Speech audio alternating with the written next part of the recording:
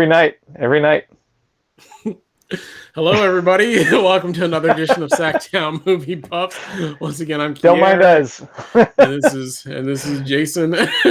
And we are back doing the second half of our top 10 films of 2013. If you caught the first half, we did our number 10 through number 6. So this will be our number 5 through number 1. We may have some honorable mentions at the end, and we will definitely have our challenge films for 2014 at the end. So you'll definitely want to stick around for the end for that, so you'll know what movies we're both going to be watching when we finally get to that 2014. Who knows when that'll happen. Yeah. Well, we got a lot of films to cover, so I say without further ado, we get right into it. I'll go ahead and kick this off with my number 5 film of 2013, and that is going to be Her. Which is basically saw Joaquin Phoenix. He is in love with his iPhone. That's pretty much the gist of the film. No, so it's basically kind of set in the future where basically your phone's kind of interactive, so it can communicate with you and talk to you and that kind of stuff. So it's like this new cutting edge thing where it can basically organize your day for you, tell you what time you got to have meetings, but it can also talk to you and be interactive as well. So you could probably ask your questions like, hey, how does this shirt look on me? And it'll say, shirt looks good, or change that shirt. I don't like it, that kind of stuff. And of course you can choose the voice of it, which, he has a female voice for his. I'm assuming if you're, a woman and you have one, you might get the male version, whatever case may be. And he ends up basically in a nutshell, starts falling in love with basically the voice or the phone, and basically, kind of makes, kind of like his girlfriend. Nutshell. That's pretty much the gist of the film. I like the film. I haven't seen it. I may have seen it once since it was in theaters. I own it. I just haven't gotten around to really watching it a lot. I think I probably watched it when I first bought it, which would have probably been early 2014 or something of that nature. So it's still been quite a few years for me since I've actually seen this one. So a couple of these I know I haven't seen in a little bit, and I'm just leaving in its place because I don't have any reason to downgrade them until I see them again. But who knows? I may watch it. I may drop it down a few spots. But for right now, it's still number 5 for me. And that is my number 5 film, Her. Yeah, I love Her.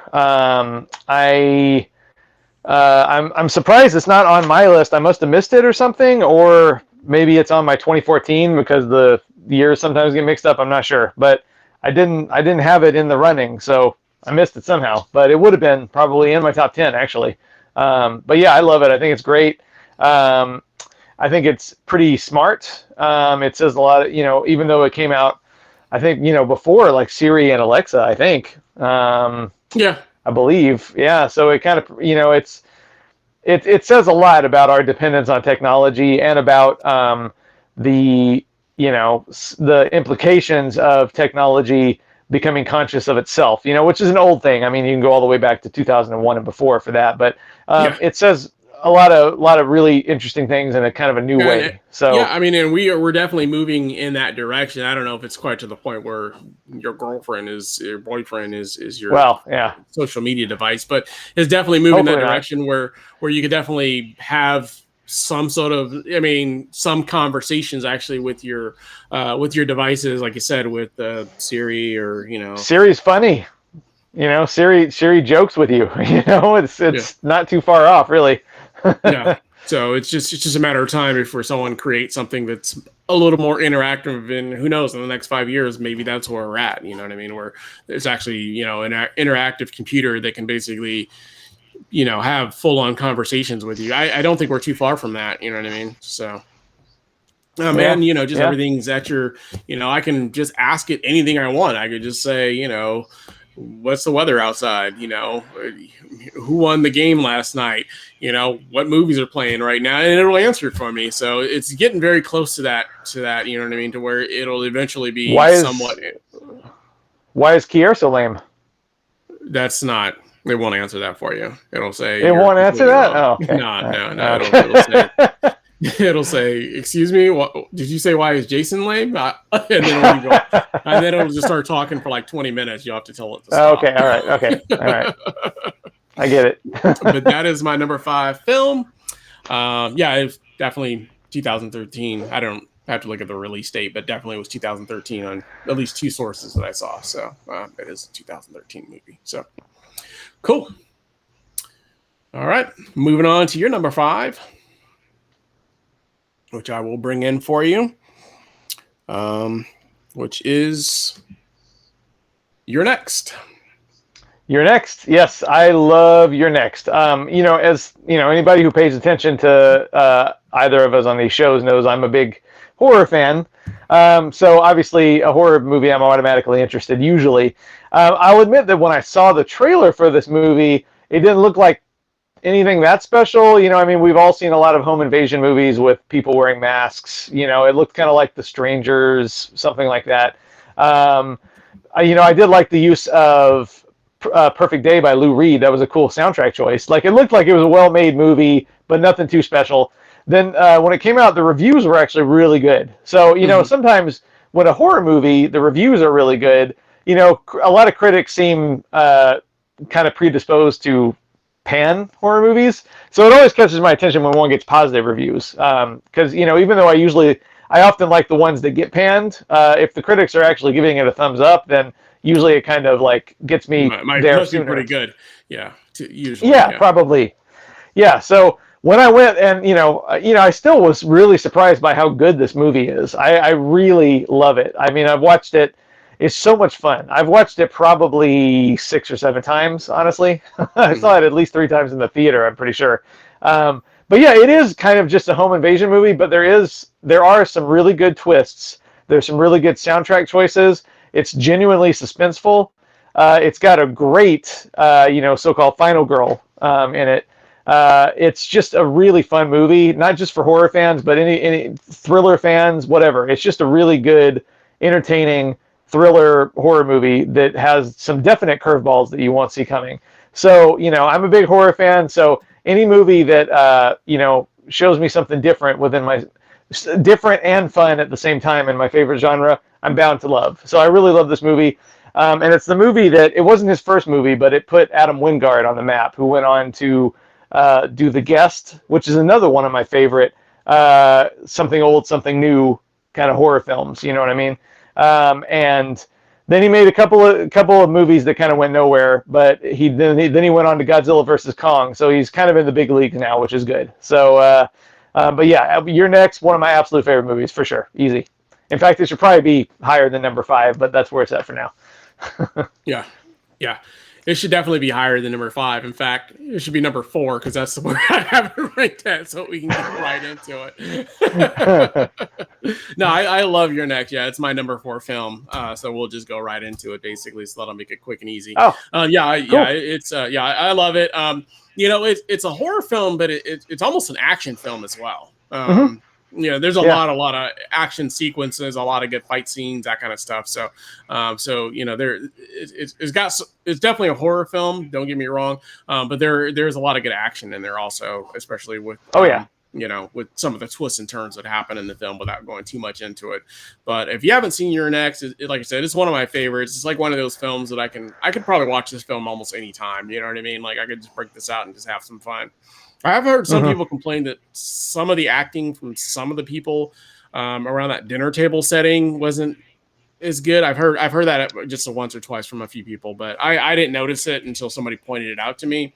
But it doesn't change the fact that I still think it's awesome. So, yeah, and it's I just totally lost my train of thought. Sorry about that. Anyway, go ahead. Yeah. But yeah, I mean, that's pretty much the gist of it. I enjoy it. Like I said, it's a great story, just a good, horror film, home invasion film. Like you said, it's got a lot of different twists and turns. Like I said, if you like a really good horror films that also have a lot of good action sequences in it as well, then I definitely urge anyone to check this one out if you haven't seen it. So definitely. Yeah, so you're number 5, my number 4. So perfect. We wrap those up pretty quick. So kill 2 birds with 1 stone on that. Yeah. So I think it's the first time it's ever happened that they line up like right after each other like that. I think it's happened once or twice before, actually. Okay, all right. Yeah, I do remember like saying a couple times, well, let's roll right into that because that's, you know what I mean, or vice versa. So it's not often, but it has happened at least once before. So, All right, cool. But with that said, let's move on to your number 4, since we already covered mine, and I'll bring that in for you, which should be pretty easy since we already talked about it, which is Spring Breakers. Yep. Yeah, like you said, we already talked about it in the previous show because it was in the bottom half of your top 10. I think it's a great movie. I know it's got a lot of detractors. It's one of those movies that seems to split people right down the middle. Mm-hmm. Even either you love it or you hate it. You think it's trash. And I know people on both sides. Obviously, you and I are both on the it's great side because it really is. I love it. Yeah, no, absolutely. I mean, like I said, it was in my top 10. It was in the lower half of mine, but I think it's a great movie.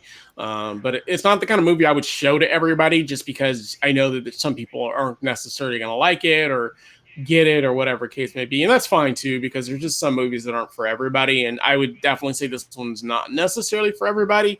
Just because of the subject matter, these little, teenage girls doing all these, bad things and that sort of stuff. And, so some people may not jive with it. So I understand that. But for me, I thought it was awesome. I think it's great. So.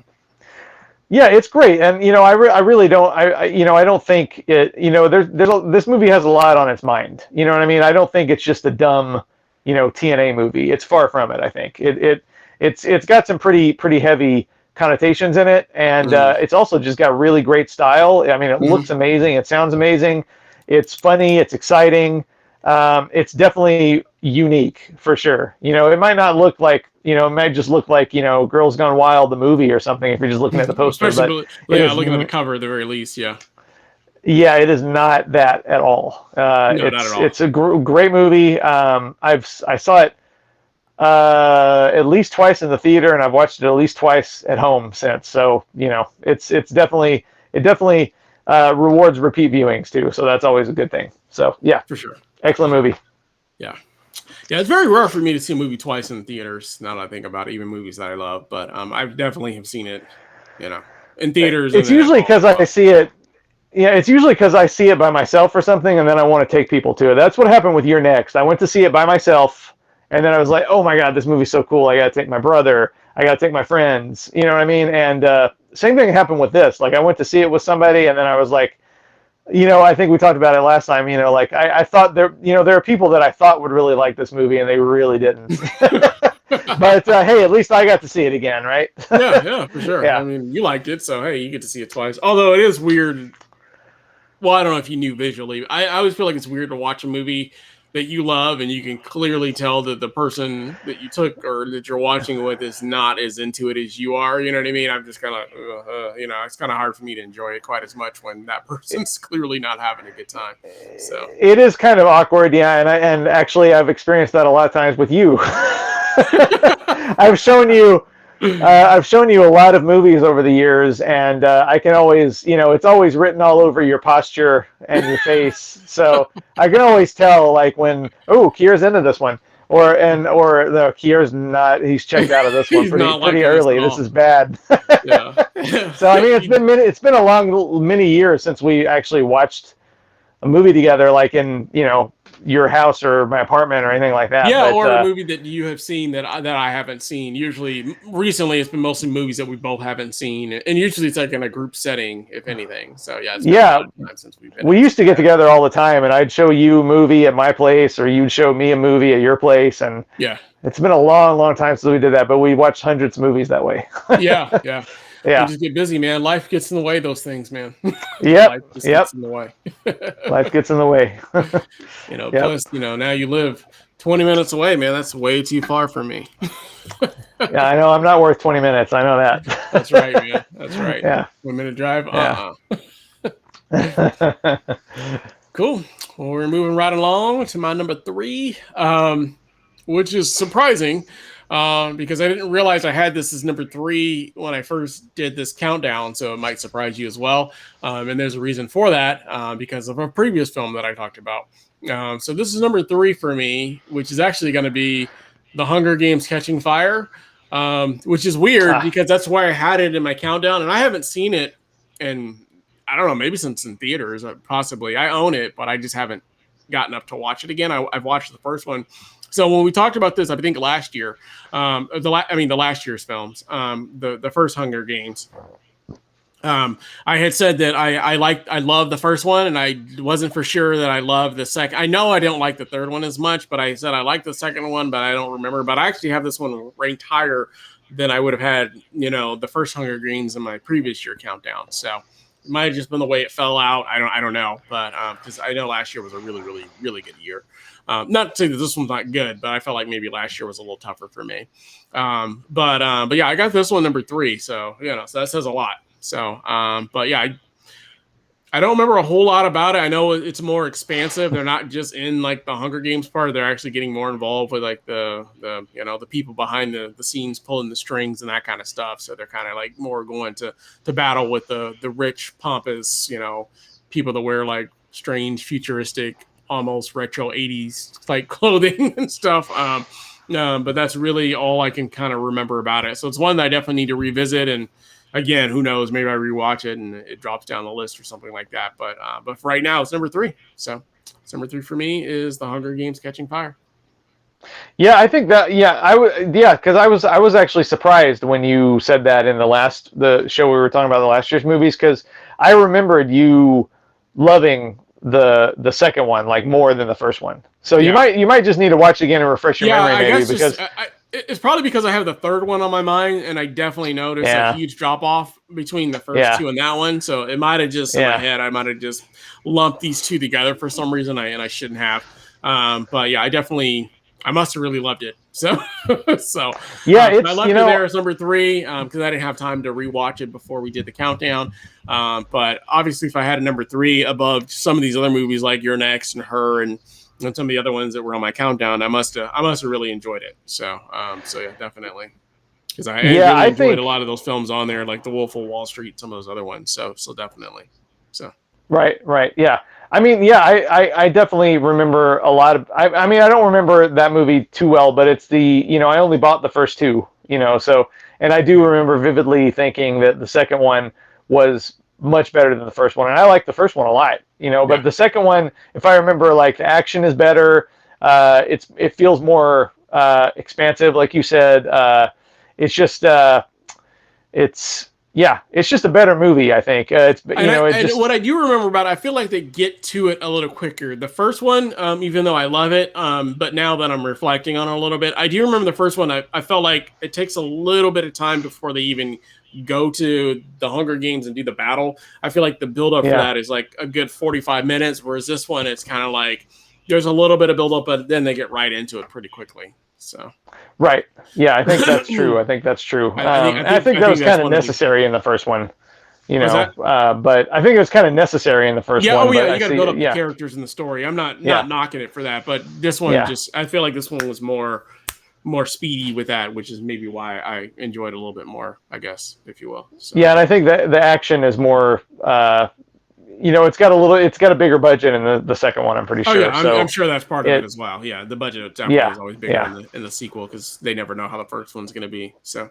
Yeah, so I haven't seen either one of them in a long time either, but I definitely remember the second one being my favorite. And I've watched them all at least twice, so there's something. I've watched the first 2 at least twice.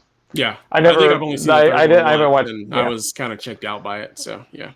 Yeah, unfortunately. By the end. Yeah. Cool. Although I did like the second half of the fourth movie. The second half of the third part. I did like Mockingjay Part 2 a lot more than Mockingjay Part 1. Yeah, I think those are the 2 that I think I kind of ran together, and I kind of made. Yeah, they could have been one movie. They really could have been one movie, and it would have been a lot more interesting. Just shortened, cut some stuff out of it, and just made it maybe a little bit of a longer film or one film. Yeah, would have made it a really good complete film. Yeah, would have made the first one less boring, hopefully. Yeah. Cool. The first one of the third part. All right. Well, moving on to your number 3.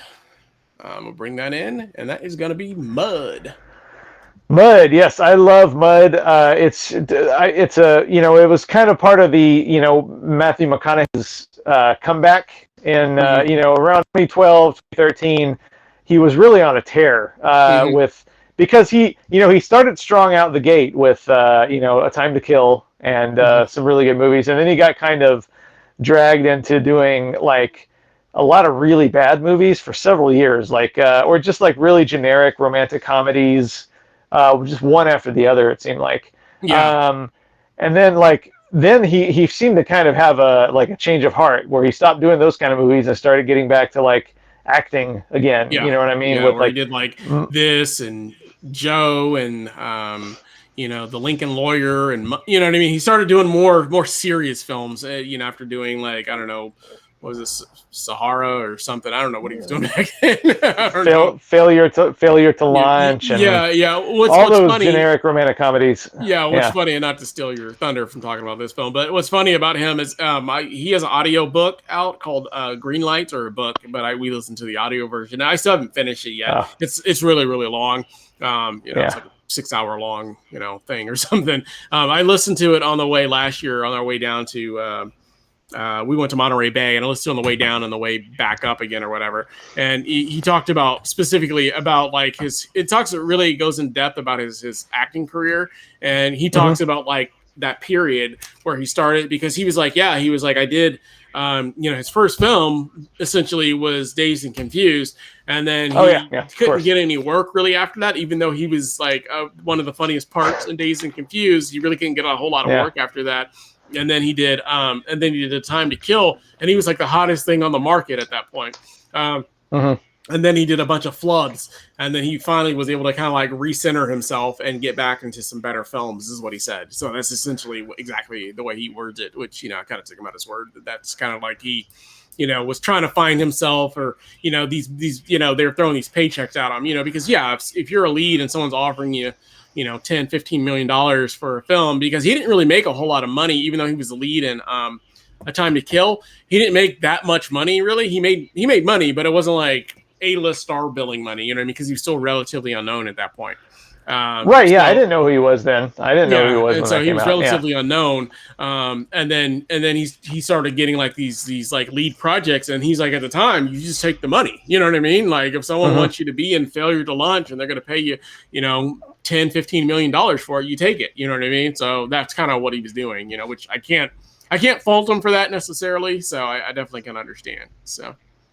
Yeah. Yeah. But I'm glad that he, once he got, in a comfortable position financially, I guess you could say, he had the freedom to kind of get back to like the real characters again. You know what I mean? And I think this is one of the very best. I think it's just it's a great yarn, really. You know what I mean? It's almost like a Tom Sawyer, like a Mark Twain kind of story. It's very, very similar to Tom Sawyer, actually, because he plays like an escaped convict who kind of enlists these two kids to help him. You know what I mean? And it's that kind of story. It's a coming of age story for the two kids, but it's also like kind of a bonding story.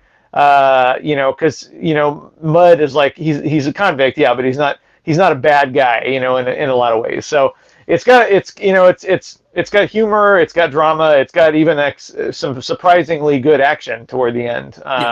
And it's just a really good movie. And I really like the director, Jeff Nichols. He's made several movies that I really liked. He hasn't made anything in several years, and he hasn't made any movies in several years. I wish he would get back into it. But he made a long string of several of my favorite movies of the early 2010s, I guess you could say. So, but yeah, Mud, great movie. One that I think it did pretty well at the box office, but there's a lot of people now who you ask them if they've seen it or if they've heard of it, and they probably haven't. So if you haven't, I definitely recommend checking it out. It's definitely 2 hours you won't regret.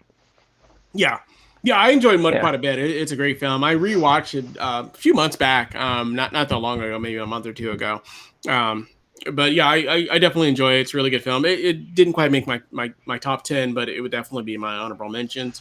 But yeah, I definitely enjoy that one. I don't know, for some reason, I know you're not quite as big of a fan, but I like The Lincoln Lawyer a little bit better, of those films that came out around that time. And I might actually like Killer Joe, maybe just a smidge better as well. But I definitely enjoyed Mud, and that's not a knock to it. But Mud is also kind of like he's a star, but the kids are really the star of Mud, I feel like, so of that film. But yeah, definitely a really good film. So Yeah, Cool. Yeah, and I know one of them, Ty Sheridan, has gone on to a lot of other things. Like he was in Ready Player One, and he's been in tons of stuff. So Yeah, for sure. I don't know about the other kid, but Ty Sheridan has gone on to other things, so that's Do some good. good stuff. Right, Cool. right. Yep. Well, moving on to my number 2, which is going to be interesting also. My number 2 is actually Before Midnight. So that'll be really interesting. In a few minutes, So, yeah. yeah. So Before Midnight, what did they call this? Did they call it the Before Sunrise series, or I don't know what they call it?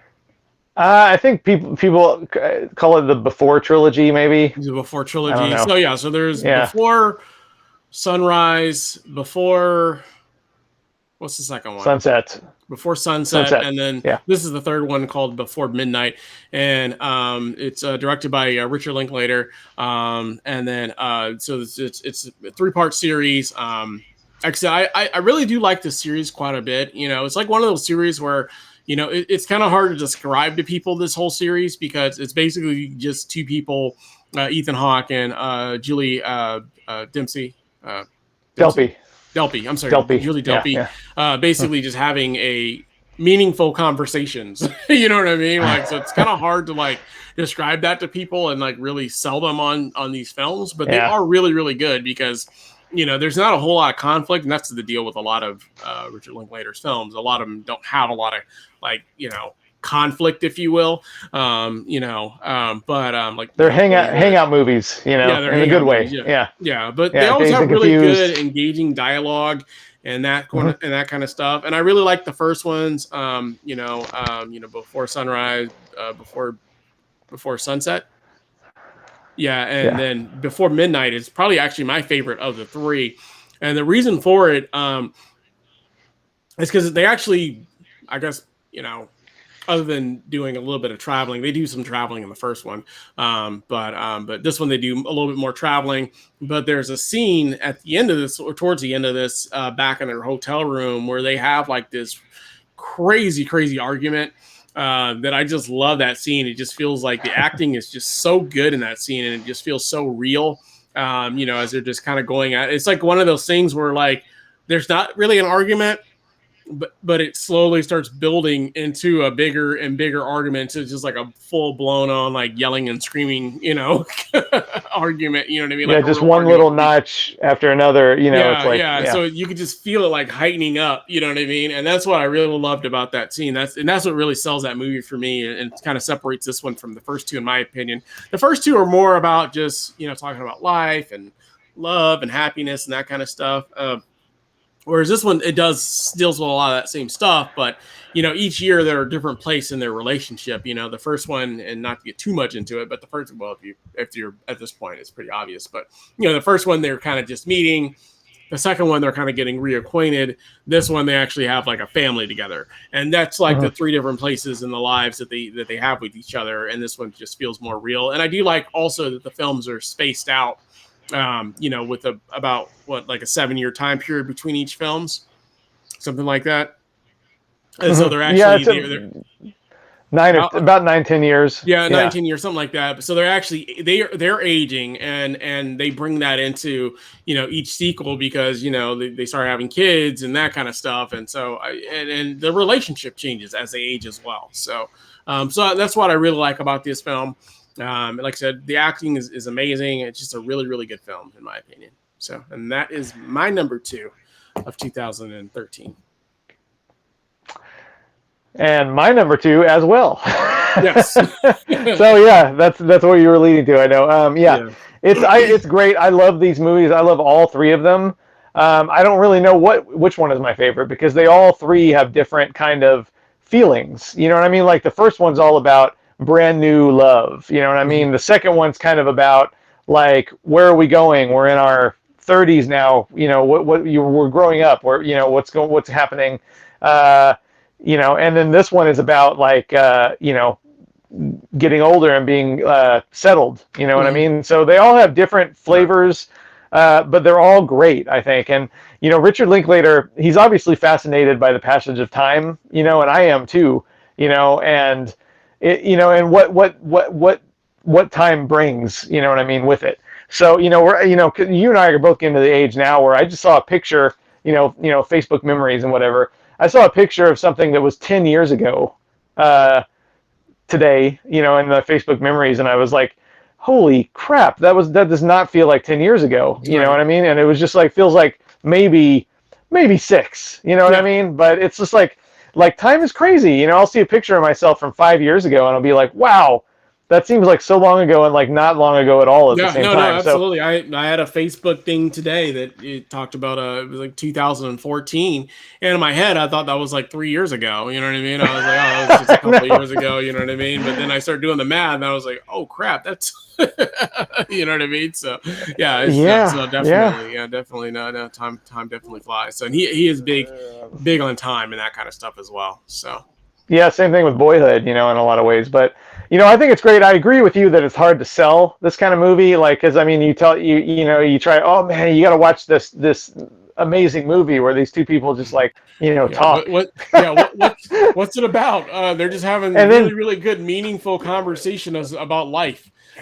yeah, Like, oh and then man, like I can't can't wait. wait, yeah, and then like 10 years later, they get back and talk some more. You know what I mean? Like it doesn't sound very exciting, but if you're You're if right. you're someone who appreciates good dialogue and good acting and like just kind of savoring the moment, because that's what those Yeah, movies are about a lot too, is savoring the moment, yeah, especially the first and, one where it's just the whole thing, and the second one especially. The first one takes place over one night. The second one is almost even real time. It's like an 80 minute, the second one's like 80 minutes long, yeah. and That it's one really is real almost time 80 because minutes real it's like time. he's doing like a book tour or something of that nature, and then Yeah. they kind of meet there, and then you know what I mean. So that is more like real time, but yeah, for sure. Yeah, yeah. So it is hard to explain to people, but I think with some exceptions, most people who I've recommended it to and watched it saw what I saw in it, and Yeah. really got something out of it. Yeah. And So and me, this is the kind of movie that I feel like on average and typical setting, I might not be as into it. I might think it was a little slow, but it's not. It's just really, really interesting. And the movie mhm. just kind of just breezes by, there's really no points where I was bored or anything like that. So no, just a really, really awesome, fantastic film. So Yep, agreed. cool. And All right. moving on to number one. Yeah. So my number one film, I'll bring that on in. And that is going to be Fruitvale Station. So just a really, Yep. really good, powerful film. Stars Michael B. Jordan. Kind of before he was like a big major star. I mean, Mhm. obviously he got a starring role in this film, but this wasn't like a giant, huge budget film or anything like that. Mm-mm. And Yeah. if you don't know the story, it actually kind of hits home for a lot of what's going on right now. Mhm. With the Black Lives Matter movement and just the climate that we live in as far as social injustices and that kind of stuff. It also hits home probably for us because we're California natives, and the story actually takes place or is based on a true story that's actually in California, and it's a true story, basically about a black man that basically is on the BART stations down, or I think San Francisco, I believe is the city. It's either San Francisco or Oakland. I can't remember which city it was now though. Basically, he's riding the BART, the train It's station or Oakland. bus. It's Oakland. Oakland, yeah, Yeah. Oakland. Riding the bus system, and obviously Fruitvale Station. It's a very famous case that happens where he basically, gets stopped. By police officers.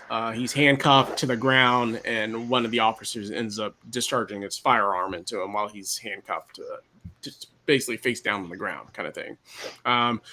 Which they said was an accident. Which actually, there's a story that just happened about I think 2 days ago or a day ago about a lady that says it was an accident, and shot up another unarmed black man.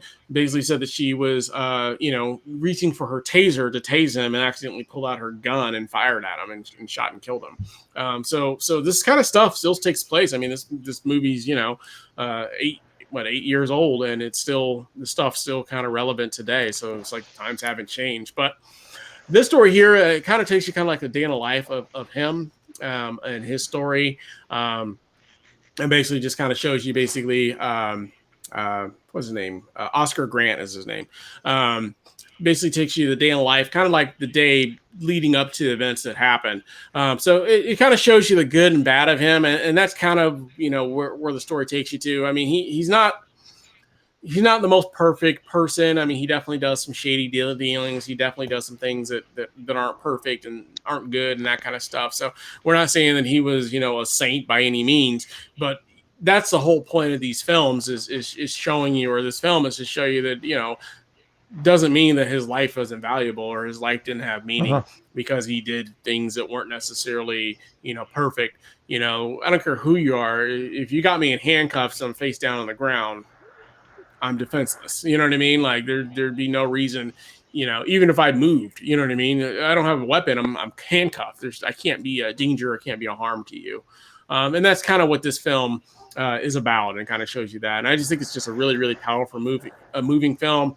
And like I said, it's really relevant today, with the Black Lives Matter. So if you haven't seen this film, definitely urge anyone to check it out. Like I said, it was definitely my favorite film when I saw it back then in 2013, and it's still my number one favorite film of that year. So Fruitvale Station, my number one. Yeah. Oh, yeah. It's a great movie. The only reason it's not in my top 10, it must probably just outside of it, is because I haven't seen it again. You know what I mean? Like, I remember when I saw it, I loved it. I gave it a perfect rating, but I haven't seen it. It's like I needed to see it again to refresh my memory. You know what I mean? Like my memory of the other movies are a little more recent, stronger. Yeah. You know what I mean? Yeah. Yeah.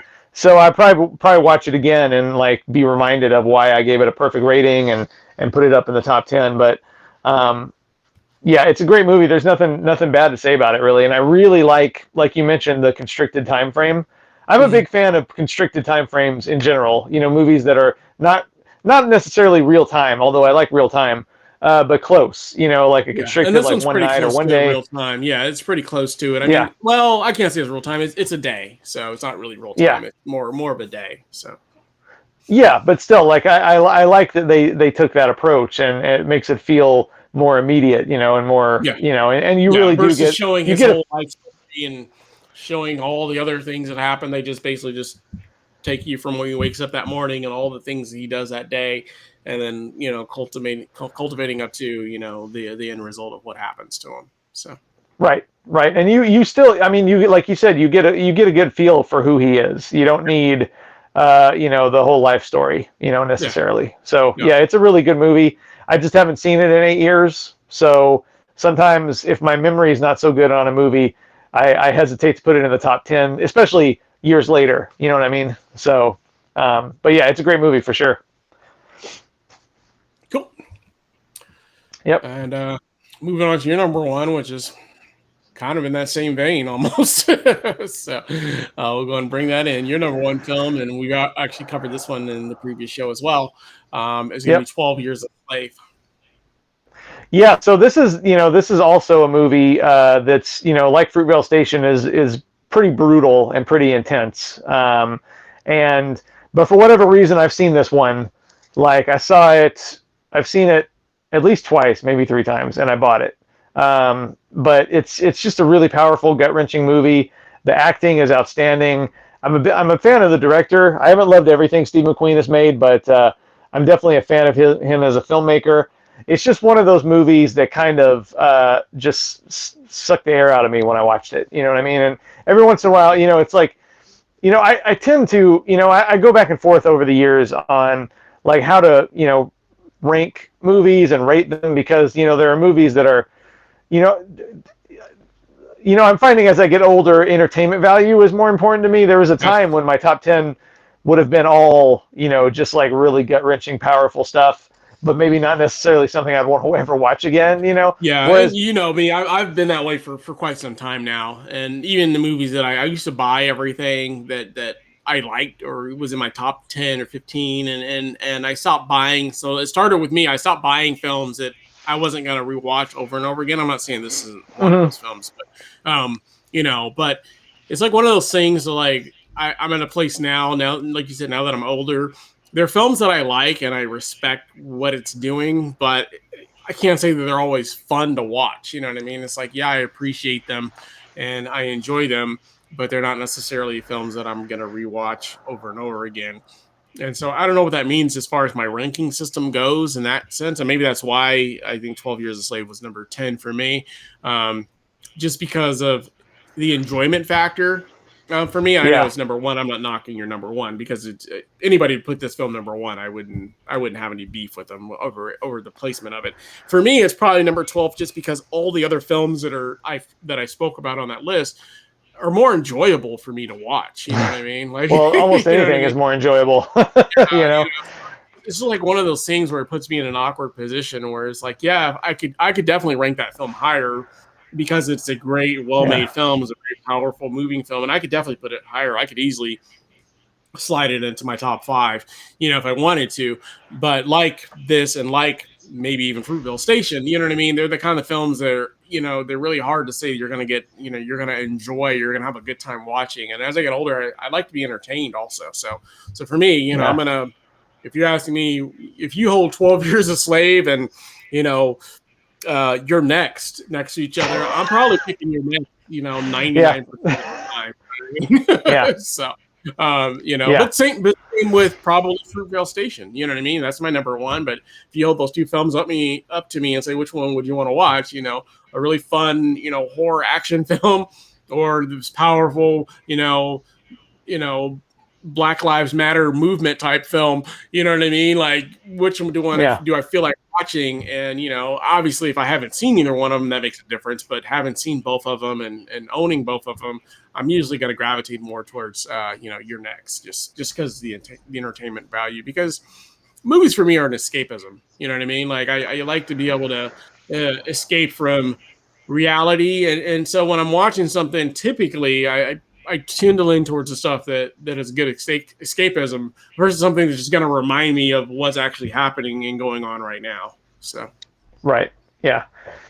Yeah. It's just like, what's best, what's best is, different, in a lot of ways. So I try to balance like entertainment value and,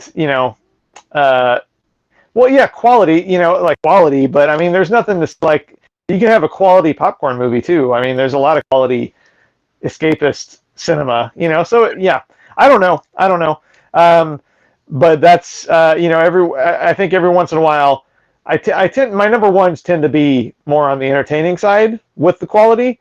But every once in a while, a drama will just like knock my socks off. And this is one of those where I could not in good conscience put anything above it. You know what I mean? So I think that's why it's definitely not an entertaining movie, although it's entertaining in the sense that it's very well made, it's well paced, it's very engaging, it's very emotionally engaging. So I don't know. It's a bummer though, I'm definitely gonna want to rather watch Youre Next, like you said, in most situations. Yeah. But that's kind of how I felt about Fruitvale Station, because it's a film that not only this kind of stuff is still happening right now. You know what I mean? It's very poignant for today's society. But for me, I couldn't fathom putting anything ahead of it for me personally, just because I enjoyed it a lot, and it's so really hits home for what's going on. You know what I mean? So 12 Years a Slave is in that same vein as well.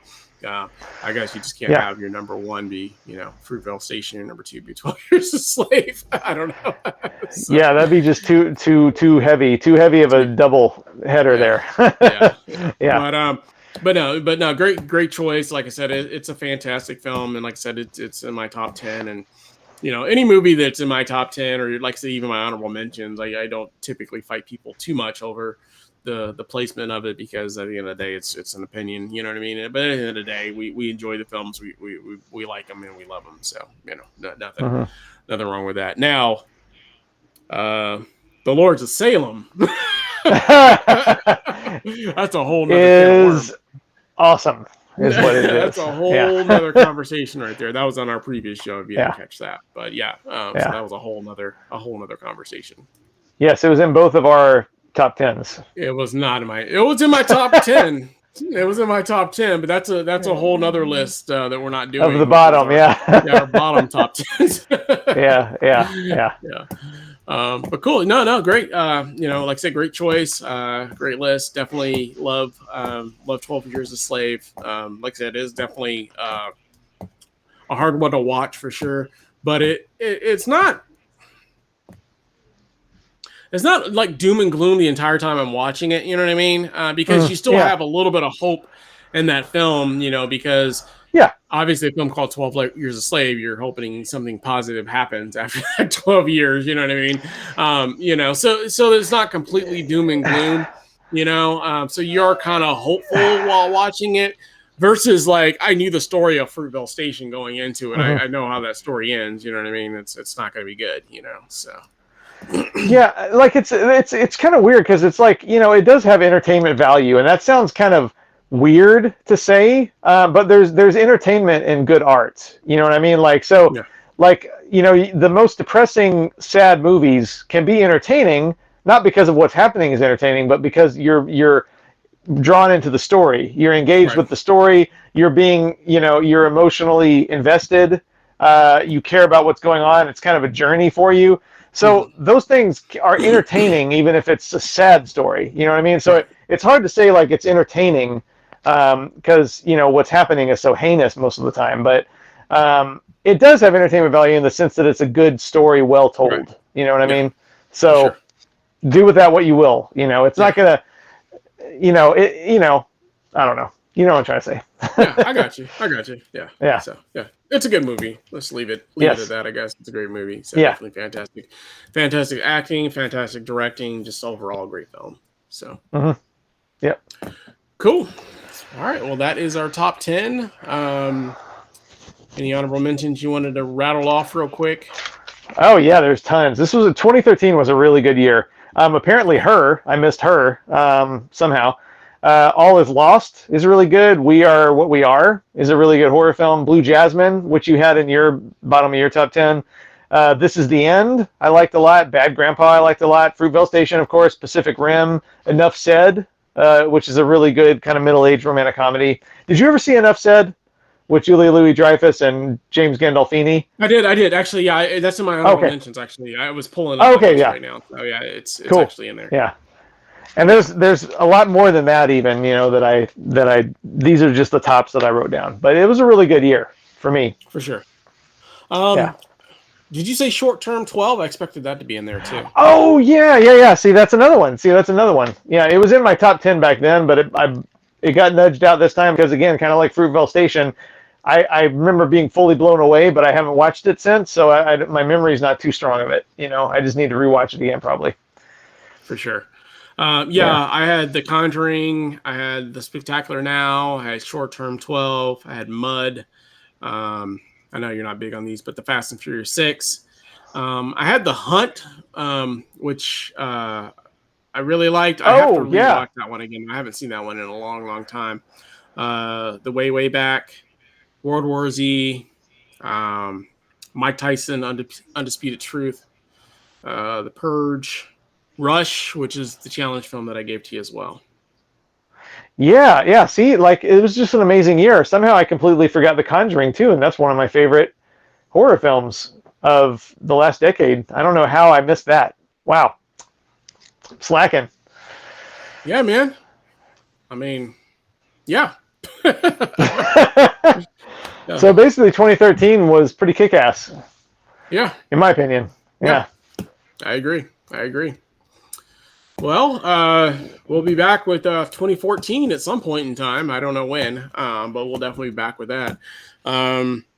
We have some challenge films for each other for 2014. So once again, it'll be a film that Jason chooses for me that I haven't seen and that he's seen, and a film that I choose for him that I've seen that he hasn't seen, which unfortunately the pickings were kind of slim for me this year. So whatever it is, I don't stand behind it. It's not going to be in my top 10 or even my honorable mention probably. So, but what was the film that you selected for me?